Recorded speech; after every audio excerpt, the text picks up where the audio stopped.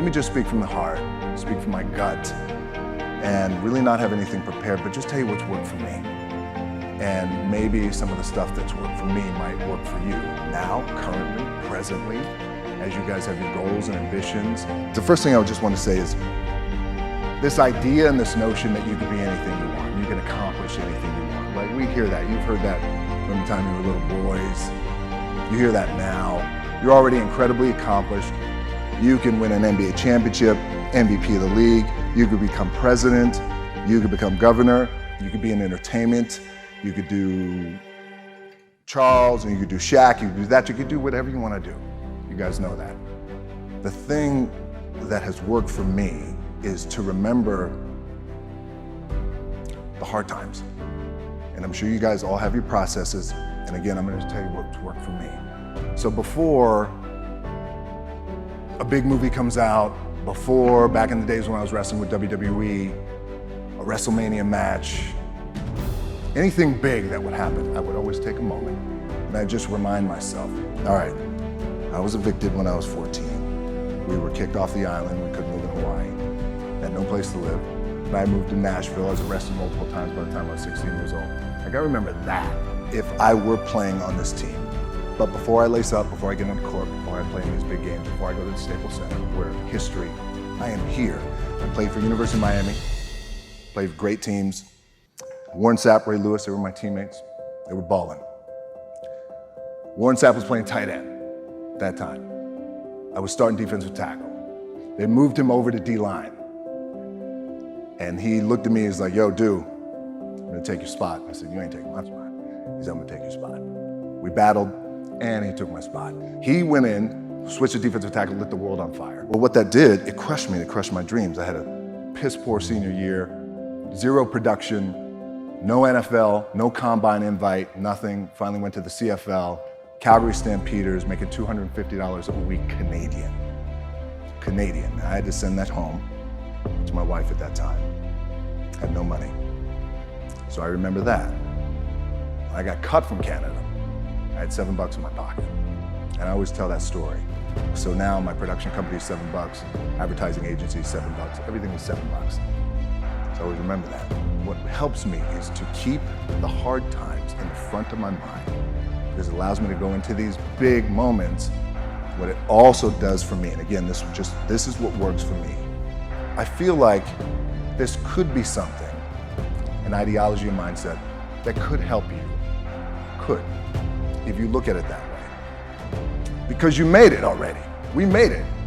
We're successful boys, and we're lucky boys to be where we're at. Oh, you guys made it. Everybody's rich in the room.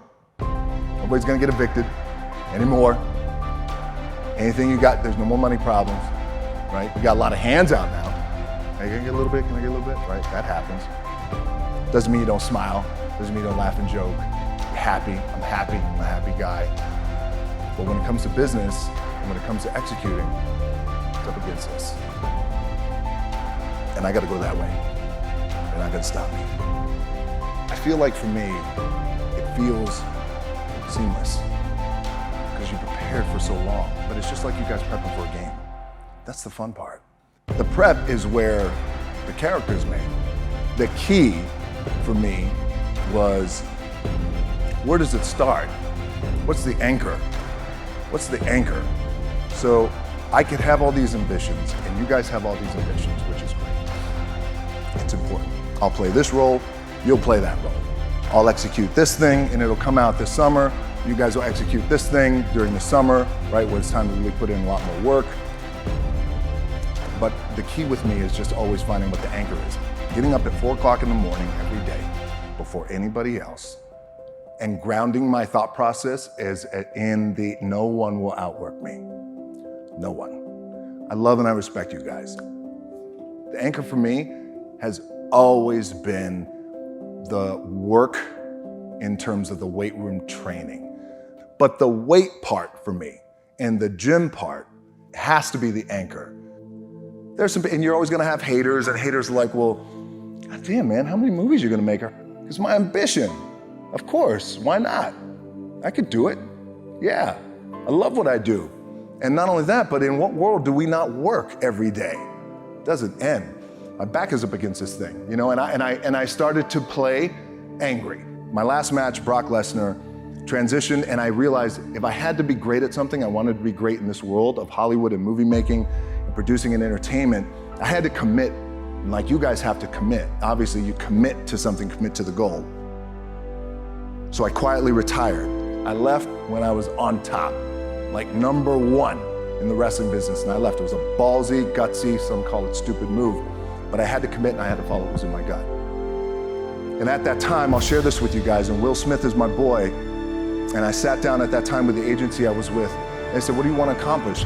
I said, I want to accomplish the world. I want the world, and I want Will Smith's career, and I said, and I mean this respectfully because I know he's here at this agency with us, I want to do it bigger and better. And they looked at me like I had 3 heads, and they were like, okay.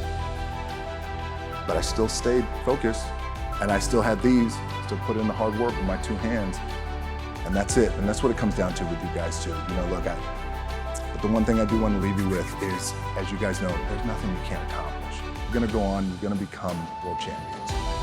The key for me, what I think one of the keys is, remember where you came from, keep that in the front of your mind, and when shit goes bad and it goes sideways, or you're coming through this injury, or people are writing you off, you gotta keep it in here. And it really has to, it should drive you. It should. It works for me. It should drive you. You get all the talent in the world. It's all here. It's all here. Everybody's the next best thing. Everybody's the thing. Everybody's the best. It's all here.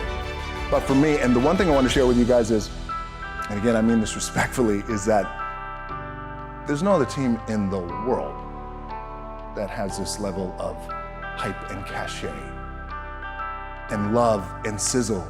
I would recommend that you remember what was accomplished here in the past, which again, I know you guys do because it's always here. It's always being pumped in your brain.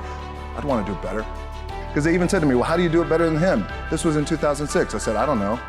But I do believe there's a better way to do it and a different way to do it. Maybe it's through social media, connectivity, global, I don't know. Let me understand the market, all that.